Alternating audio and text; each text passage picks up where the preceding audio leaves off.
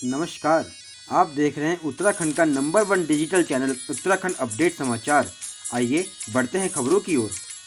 मंगलवार को सचिवालय परिसर में पशुपालन एवं मत्स्य विभाग की समीक्षा की गई। अधिकारियों को मुख्यमंत्री स्वरोजगार योजना के तहत पशुपालन विभाग द्वारा रोजगार सृजन के लिए किए जा रहे कार्यों की प्रतिमाह स्टेट लेवल पर समीक्षा करने के निर्देश दिए गए।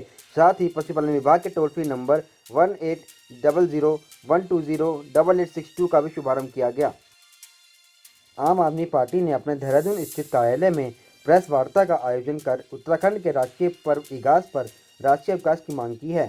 साथ ही उन्होंने दिल्ली की केजरीवाल सरकार का गुणगान भी किया और सत्ता में आने के बाद रिवर्स पलायन कराने की बात कही है। हमारे की पहाड़ में भूड़े पकोड़े बनाए जाते हैं कल के दिन, और दीपावली के ठीक 11 दिन बाद जो है इसे बड़े भैलों के रूप में, मतलब पौराणिक में तो जो है कि बड़े जो है हमारे सिसोन की जो ये होती है लकड़ी होती थी, या जो चीड़ के पेड़ पे छिलबल्ले होते थे, उनको इकट्ठा करके जो है कि भैलों के रूप में मनाया जाता जब बिजली का आदान प्रदान नहीं था।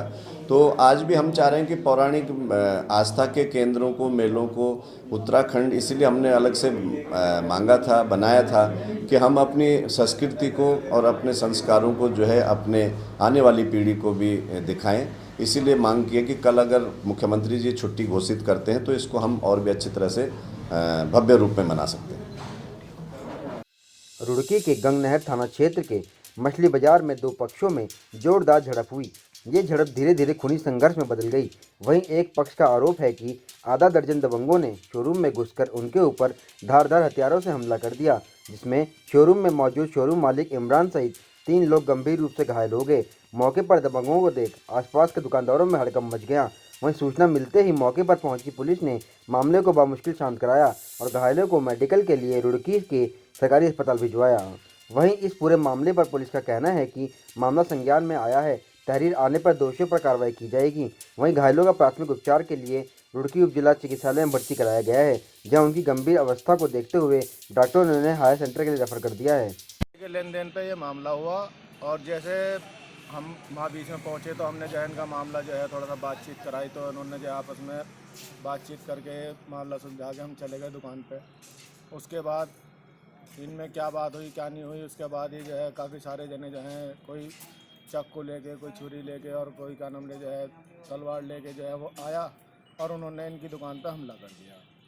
और हमले में जो है बीच बचाव के लिए मैं भी आया, मैं भी बच गया बल्कि, और जो आसपास खड़े थे वो लोग काफ़ी लोगों ने आके जो है बीच बचाव कराने की बहुत कोशिश की, लेकिन मामला बढ़ता चला गया। इतना बढ़ा के इसमें 4-5 जनों के जो है तुरंत हमारे आदमियों को भी चोट लगी। और उत्तराखंड के दूर दराज क्षेत्रों में आज भी स्वास्थ्य जैसी बुनियादी जरूरतों की कमी हर समय महसूस की जाती है। इसी कमी को दूर करने के लिए मंगलवार को विकास नगर के प्राथमिक स्वास्थ्य केंद्र रुद्रपुर द्वारा केदारवाला गांव के पंचायत घर में निःशुल्क स्वास्थ्य शिविर का आयोजन किया गया।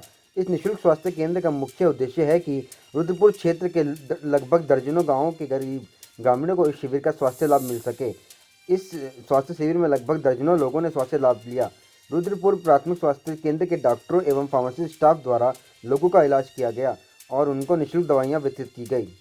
मैडम, ये जो कैंप लगा है ये किसके सौजन्य से लगा यहाँ पे? सर, ये प्राथमिक स्वास्थ्य केंद्र रुद्रपुर में विकास नगर की परमिशन से हमने ऑर्गेनाइज किया है ये कैंप। और हमारा मकसद इस कैंप को लगाने का ये है कि कोरोना काल में लोगों को अपने स्वास्थ्य के प्रति जागरूक करना और उनको दूर दराज क्षेत्रों में स्वास्थ्य सुविधाएं प्रदान करें। यही है हमारा मोटिव, और लोगों को कोरोना के लिए जागरूक किया जाए।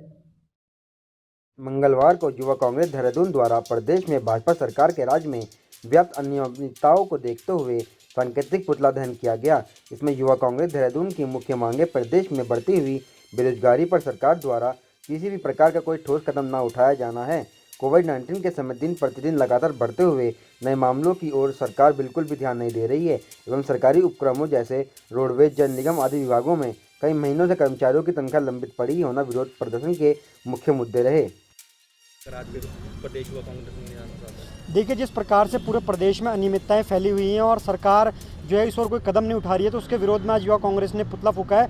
युवा कांग्रेस मांग करती है कि जिस प्रकार से पूरे प्रदेश में जो बेरोजगारी है वो चरम पर पहुंच चुकी है, जो कोविड के नए केसेस दिन प्रतिदिन वो बढ़ते जा रहे हैं, और निगम जो सरकारी जो उपक्रम है, चाहे जल निगम हो चाहे रोडवेज हो, उनकी सैलरी तक सरकार नहीं दे पा रही है। तो इस ऐसी सरकार को नैतिकता पे आधार पर इस्तीफा दे देना चाहिए जो प्रदेश नहीं चला पा रही है। और जो सबसे ज्वलंत हमारा मुद्दा है वो है बेरोजगारी को लेकर। आज पूरे प्रदेश में इतनी प्रचंड बेरोजगारी फैल चुकी है, हर आदमी बेरोजगार है। जब सरकार सत्ता में नहीं थी तो सरकार ने सत्ता में आने से पहले कहा था कि जब वो आएंगे तो बड़ी संख्या में लोगों को रोजगार देंगे, पलायन रोकेंगे, लेकिन सरकार कुछ नहीं कर पाई। जो युवा जो कोविड टाइम में जो प्रवासी हमारे भाई बहन जो यहाँ आए हैं उनके लिए भी सरकार द्वारा कोई कदम नहीं उठाया गया, पलायन को रोकने के लिए सरकार द्वारा कोई कदम नहीं उठाया, और सरकार पूरी तरह विफल है। और सरकार अपना ढिंढोरा पीटने के लिए त्रिवेंद्र सरकार ने जगह जगह अपने फ्लैक्स और होर्डिंग लगाए जो कि बहुत ही निंदनीय है। और युवा कांग्रेस आज तो एक सांकेतिक पुतला दहन करके युवा कांग्रेस ने सरकार को चिताया है कि सरकार जो जितनी भी अनियमितताएं प्रदेश में व्याप्त है सरकार उस ओर ध्यान दे। और जो सबसे बड़ी हमारा जो मुद्दा है वो बेरोजगारी को लेकर, इस ओर सरकार ध्यान दे। और सरकार द्वारा अगर इस ओर कोई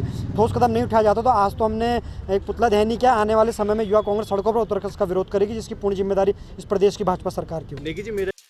वहीं भाजपा प्रवक्ता मयंक गुप्ता ने कांग्रेस के पुतला दहन पर कहा है कि कांग्रेस अपने अंतर्कलह से बुरी तरह से जूझ रही है। कांग्रेस इसलिए पुतले दहन नहीं कर रही है कि उन्हें भाजपा से संघर्ष करना है, क्योंकि कांग्रेस पार्टी को मालूम है वो पूरी तरह से निपट चुकी है देश से। कांग्रेस पार्टी अपनी लीडरशिप को बचाने के लिए पुतले दहन कर रही है। कांग्रेस के उस बयान पर जिस पर उन्होंने कहा था कि मुख्यमंत्री ने दबाव में आकर गंगा को इसके चैनल से निरस्त किया है, पर कहा कि गंगा के पवित्र जल प्रवाह से कांग्रेस पार्टी ने छेड़छाड़ की, जिसका खामियाजा वो आज अपने पतन के रूप में भुगत रही है। कांग्रेस अपनी अंतर्कलह से बुरी तरह से जूझ रही है। कांग्रेस इसलिए पुतले दहन नहीं कर रही है, इसलिए कुछ आवाज़ नहीं उठा रही है कि उसे भाजपा से संघर्ष करना है। वो मालूम है उनको कि भाजपा से उनका संघर्ष नहीं है, वो पूरी तरह से निपट चुकी है कांग्रेस देश भर में। वो सिर्फ इसलिए पुतले फूंकते हैं और इसलिए संघर्ष पे सड़क पे दिखाई देते हैं कि ताकि ये तय हो सके कि टिकट कौन बांटेगा। उनकी लड़ाई आपसी है, ये भाजपा से कोई लड़ाई नहीं है। इसलिए कांग्रेस की इन सब चीज़ों का कोई अर्थ नहीं है। जनता समझ चुकी है, कांग्रेस का चेहरा उजागर हो चुका है। बिहार का परिणाम सबके सामने आ गया है, किस तरह से जनता ने कांग्रेस को बेनकाब किया है। और कांग्रेस के पास सिवाय इस देश को लूट खसोट करने कभी कोई योजनाएं रही नहीं है। परिवार पर आधारित पार्टी है, इसलिए कांग्रेस इन सब चीज़ों को सिर्फ अपनी लीडरशिप अपने पार्टी के अंदर बचाने के लिए सब कर रही है। इसका कोई अर्थ नहीं है। उधर कुंदन राम चौकी प्रभारी डाक पत्थर के नेतृत्व में गठित पुलिस टीम द्वारा 3 तस्करों को बाड़वाला में वाहन चेकिंग के दौरान 8.25 ग्राम स्मैक के साथ गिरफ्तार किया गया है। अभियुक्तों के कब्जे से स्मैक बेचकर कमाए हुए कुल 54,200 रुपये भी बरामद किए गए हैं। तस्करी में प्रयुक्त वाहन पिकअप सीज किया गया है।